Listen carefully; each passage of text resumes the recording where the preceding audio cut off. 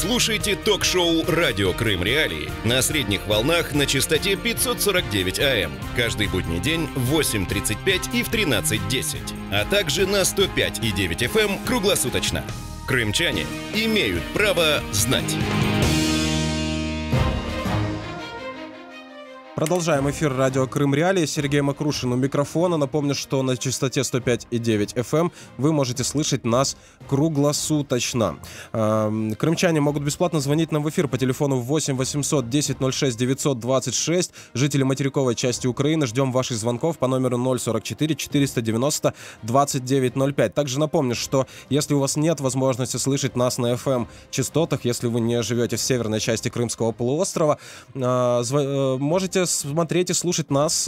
Есть трансляции в социальных сетях. Мы ведем прямую трансляцию в Facebook, мы ведем прямую трансляцию в YouTube, мы ведем прямую трансляцию на сайте Крым Реалии. Найти ее довольно-таки просто. Открывайте сайт и жмете на красную кнопку. Слушайте эфир. После эфира вы можете обнаружить все видеозаписи наших программ там же на сайте Крым Реалии. Там же найдете множество свежих новостей и актуальных материалов о событиях и явлениях, которые мы наблюдаем на Крымском полуострове.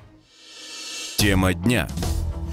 Итак, в нашей студии гость Сергей Проскурня, украинский режиссер и продюсер. Сергей, здравствуйте.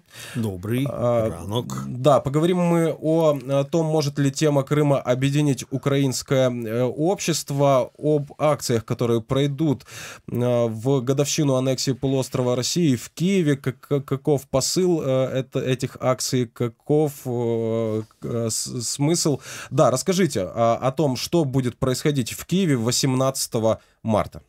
Ну, мы для наших друзей в Крыму будем на русском языке говорить, чтобы никто не говорил, что я не умею. Могу читать стихи. Да, давайте с этого начнем. Вы Александра Блока, Есенина, Пушкина. Ваша биография не так тесно связана с Крымом, как бывает у тех людей, которые занимаются Крымским полуостровом, так что организовывают Крымским акции. полуостровом я точно уже не занимаюсь, но я, скажем, был одним из тех, кто стоял у колыбели международных фестивалей Дни Чехова в Ялте. Угу. Это было в далеких 80-х годах. В начале 80-х годов. Расскажите нам об акции, которая будет. Итак, в воскресенье 18 марта в Киеве на Майдані Незалежності пройдет флешмоб. Флешмоб под названием «Я болею Кримом». Українською мовою «Мені болить Крим». Я думаю, что таблички с этим текстом, которые будут держать в руках участники этого флешмоба, они будут написаны, этот текст будет написан на многих-многих языках мира, потому что в этот день, мне кажется, очень много желающих прийти на Майдан и поддержать нас в этой акции. И, очевидно, очень много будет средств массовой информации, в том числе и иностранных, международных информационных агентств. Мы очень благодарны Радио Свобода и Крыму Реалии за то, что вы поддерживаете нас информационно. И мне кажется, что атмосфера, которую я себе уже представляю в этот день, несмотря на мороз, который будет где-то минус 12, но ощущение будет на минус 16, минус 18, ветрено. Мне кажется, что все-таки люди придут и поддержат нас. Чуть позже я скажу, кто организовывает эту акцию и кто будет в ней участвовать, кто координирует эту акцию. А сейчас я хочу рассказать вам, представьте, вот наши уважаемые радиослушатели, что Майдан Незалежности – это большая выставка. Выставка историческая. Экспозиция представляет собой в плане силуэт полуострова Крым. И сквозь эту инсталляцию проходит огромной величины стена, которую составляют экспонаты, зафиксированные на специальных щитах, на баннерной ткани. И это история знаменитого крымского прорыва, крымского похода генерала Украинской Народной Республики Петра Болбочана, который руководил группой войск УНР, и заданием которого было освободить Крым от большевиков. Мне кажется, что столетие этого события, которое как раз сейчас и совпадает с днями, когда мы, к сожалению, вспоминаем о 4-летней истории аннексии и о тех, я бы сказал, бесчеловечных нарушениях, которые были сделаны в Крыму в марте 2014 года. Да, вот об этом я хотел спросить. Да. В чем символизм даты? Потому что мы видим, что вот уже 4-й год есть такая консолидация в украинском обществе, да, среди крымчан, которые выехали на материковую часть Украины, в том, чтобы основные мероприятия проводить 26 февраля, когда прошел последний свободный митинг. Этот день определен как день сопротивления российской оккупации Крымского полуострова. 18 марта — это день, когда был подписан так называемый договор о принятии Крыма и Севастополя в состав России. В чем символизм этой даты? Почему именно она выбрана? Я думаю, что символизм еще и подсказывает нам российская сторона, потому что именно в этот день почему-то назначены президентские выборы. И этот символизм России, он, определенным образом должен сделать больно Украине. Это еще раз напоминает о том, что руководитель российского государства, человек особых,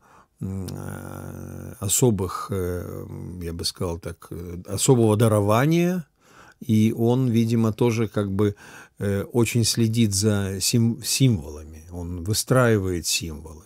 Поэтому именно в этот день мы приняли решение провести эту акцию.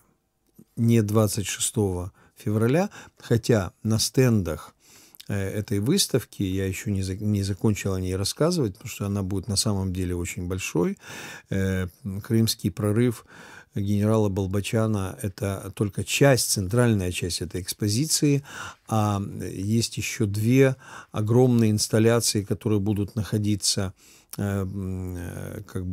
вне географического, символического, условного Крыма, и это будет инсталляция, посвященная истории геноцида крымско-татарского народа за все годы 20 и 21 столетия, когда сначала большевики, Красная армия, потом ЧК, потом НКВД, потом все эти репрессивные органы постоянно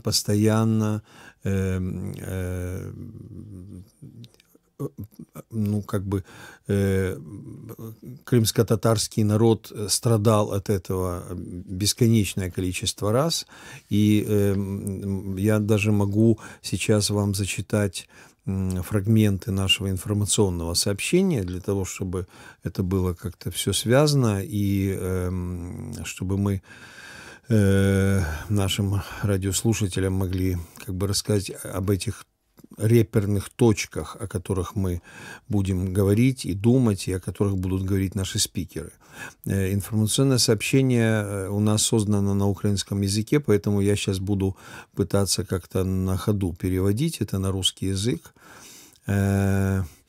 Итак, первые 2 месяца красного террора в Крыму, это конец декабря 1917 года и конец февраля 1918 года, в это время было убито до 2000 лиц крымско-татарского происхождения.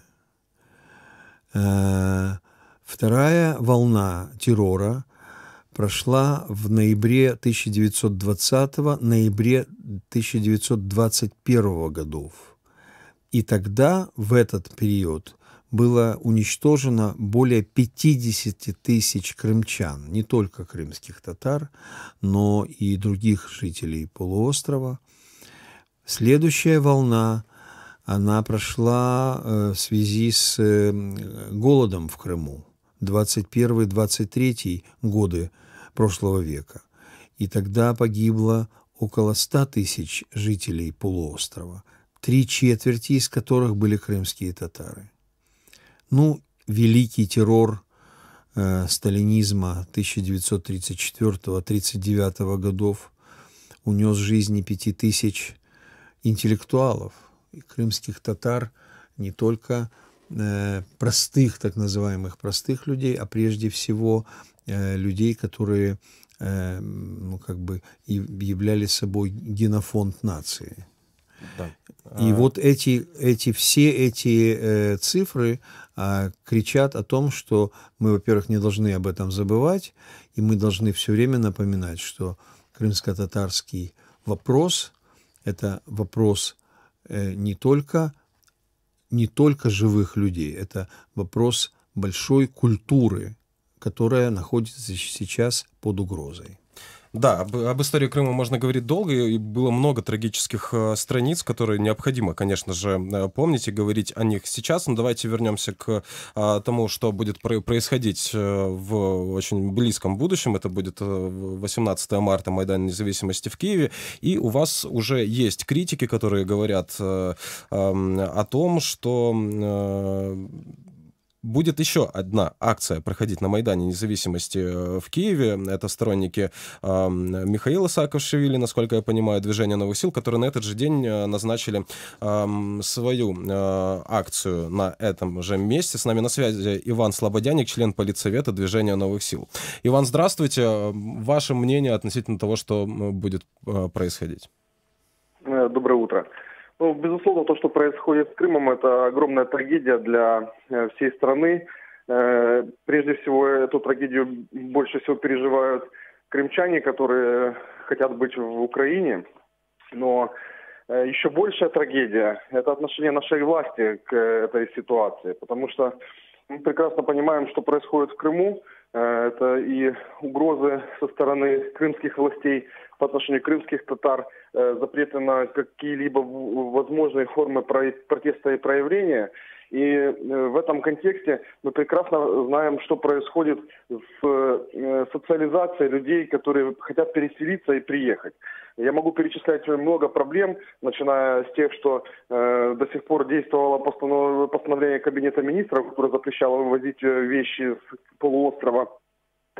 Отсутствует какая-либо нормальная работа с переселенцами, которых по статистике сейчас больше 100 тысяч, начиная от субсидий и заканчивая льготами на жилье и так далее. И в этом контексте у меня возникает очень один простой вопрос. Как наше государство создает привлекательный образ страны, когда мы говорим, что единственная стратегия победе и с Донбассом, и с возвращением Крыма, это создание привлекательности экономической и культурной. Чем сегодня наше государство, я имею в виду наша власть, отличается, чем действия нашей власти сегодня отличаются от действий путинской власти в Крыму? Практически ничем. У меня есть точная абсолютная информация о том, что вот эта акция, которая будет в воскресенье по отношению, связанная с крымскими событиями, которая, безусловно, важна, она нужна, необходима, но это необходимо делать не только как женщина на 8 марта, это нужно постоянно говорить об этой проблеме. Этот дискурс должен постоянно существовать. Но у нас есть точная информация, что администрация президента это делает специально для того, чтобы разбить другие протесты, другие способы проявления своей позиции, которые у нас существуют на сегодняшний день. У нас нет вопросов к организаторам этой акции. Мы прекрасно понимаем, что они пользуются всеми возможными методами для того, чтобы доносить свою позицию по той проблематике, которая существует. Но проблема и трагедия заключается в том, что власти наши наплевать на это. Они будут просто манипулировать любой позицией, То ли это будет Крым, то ли это будет так же, как это было, так же, как и память о героях Небесной Сотни или о наших войнах. Любой святой вещью они будут прикрываться, лишь бы не дать возможность другим людям или нам, или каким-то другим протестующим выходить и высказывать свою точку зрения. Вчера уже выставлены конструкции на Майдане, хотя вся страна знала, что мы планируем акцию 18 числа. Поэтому, ну что тут сказать? Я думаю, и так все понятно. Я думаю, что есть что сказать нашему гостю. Сергей Проскурня, украинский режиссер и продюсер, который является организатором этой акции. Да, скажите. Иван, а скажите, пожалуйста, у меня вот к вам вопрос. Вы в своей этой акции, которую вы готовите 18 числа, вы вопрос Крыма поднимаете, и поднимаете именно в том аспекте, в котором вы сейчас говорили, путем, ну, как бы прямого обвинения действующей власти украинской к тому, что не решаются вопросы, о которых вы сейчас, ну, которые вы сейчас перечислили? Или это все-таки, ну, как бы ваш марш, который уже стал традиционным, и в котором, ну, как бы звучит определенным образом мантра такая, что давайте будем что-то менять, будем менять? Безусловно, проблема прежде всего существует в путинской России, которая сегодня аннексировала Крым. И так как эта дата совпадает с датой проведения марша, безусловно, мы будем поднимать проблематику Крымского полуострова, поскольку у нас тоже много активистов, которые являются переселенцами. И, безусловно, она будет где-то соприкасаться с теми нашими обычными требованиями, потому что они, в принципе, взаимосвязаны. Проблема же, она не является локальной проблемой. Проблема в том, что отсутствует государственный сервис. И он отсутствует как и по отношению к крымским татарам, как и к крымским переселенцам, так и по отношению к обычным украинским гражданам, которые там с большой Украины, в материковой части, как принято говорить. Поэтому, безусловно, мы будем затрагивать эту проблематику, и она нам для нас важна, начиная с того, что даже в Минских соглашениях отсутствует просто понятие и стратегия, сегодня же засекречена стратегия возвращения Крыма. И, то есть это вопрос вообще, в принципе, можно сказать, исчез из политического дискурса. Поэтому, безусловно, мы будем затрагивать эту тему, но основной темой, которая, мы считаем, могла бы разрешать эту проблему, является смена действующей власти, но не в персоналиях, а в демонтаже системы и построении нормального государства. Иван, я хочу вам сказать, что я как режиссер и как человек искусства вижу в акции, которую мы задумали очень давно, как раз вот именно позитив в том, чтобы максимальное количество людей, простите за пафос, весь мир мог опять вспомнить о проблеме Крыма. И поэтому у нас эти таблички будут на самых разных языках мира «Мені болить Крым». И мне кажется, что в данной ситуации, если вы могли бы к нам присоединиться к нашей акции, то это было бы очень для всех позитивно.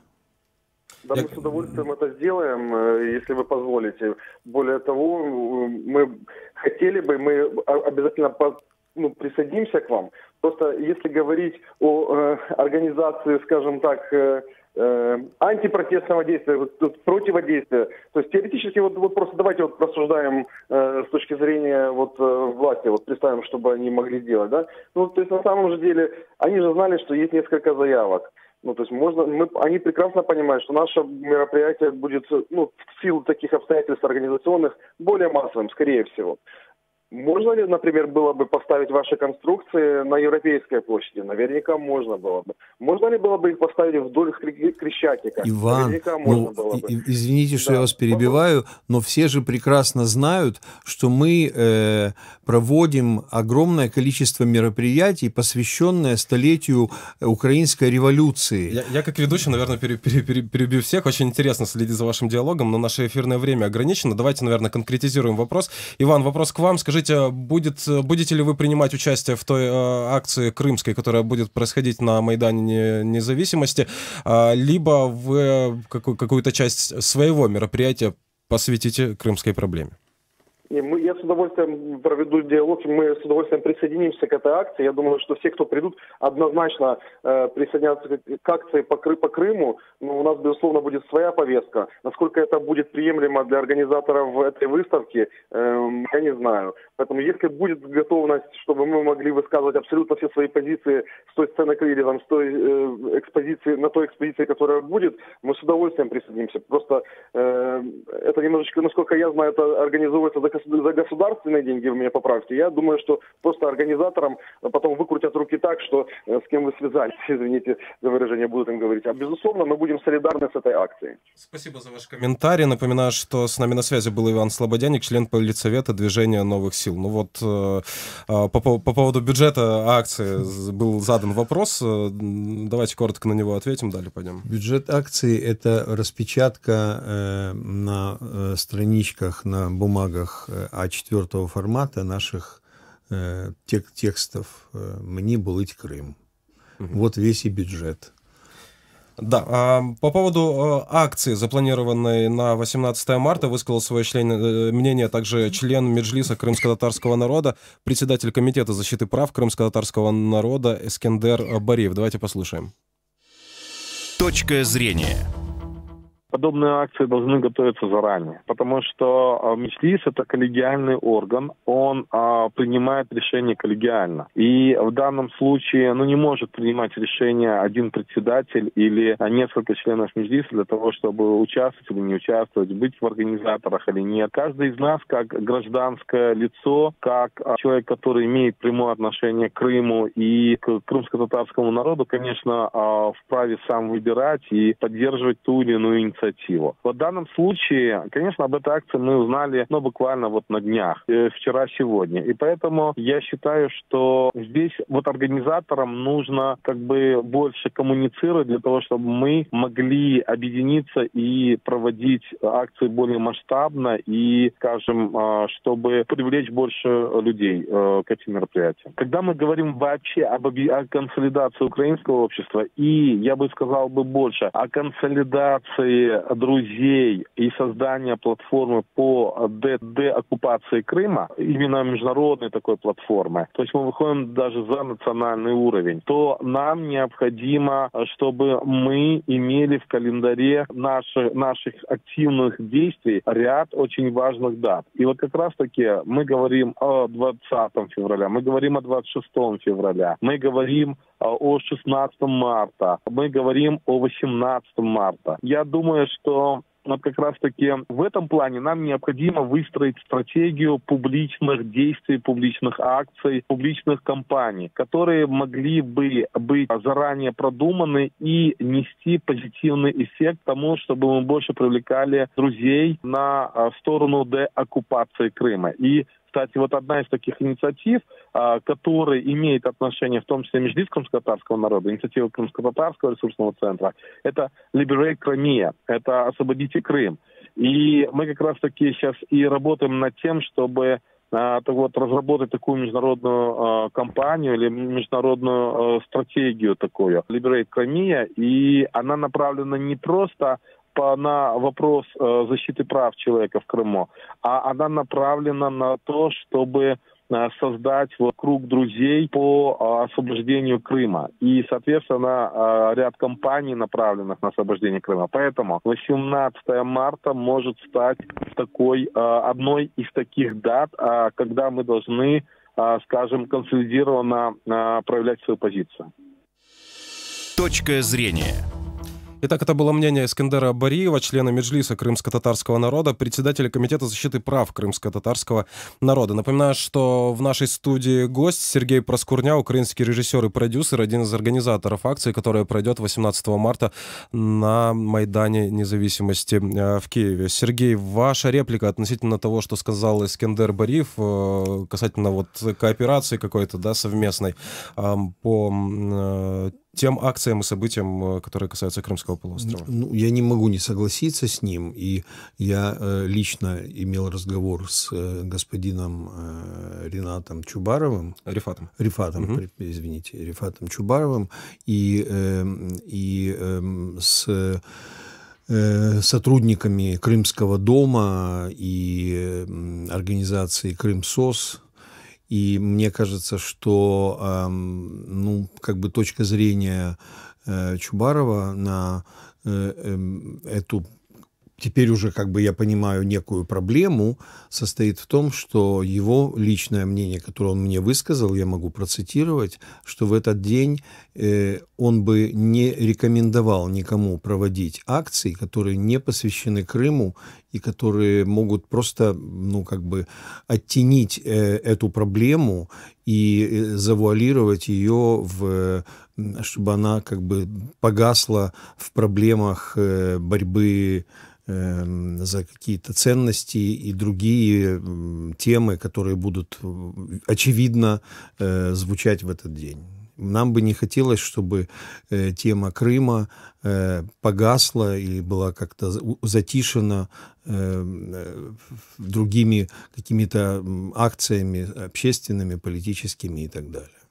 Ясно. Благодарю вас за беседу. Напоминаю, что Сергей Проскурня, украинский режиссер и продюсер, был в нашем эфире. Сергей также является организатором акции, которая пройдет 18 марта на Майдане Независимости в Киеве. Это радио Крым Реалии. Мы говорим о Крыме всегда. Слушайте нас на частоте 105,9 FM круглосуточно. Также напомню, что круглосуточно доступен сайт Крым Реалии, где вы найдете не только записи всех наших радиопрограмм, но и актуальные новости, аналитические материалы о событиях и явлениях, которые мы наблюдаем на временно оккупированном Крымском полуострове. Сергей Макрушин был у микрофона. Всего доброго.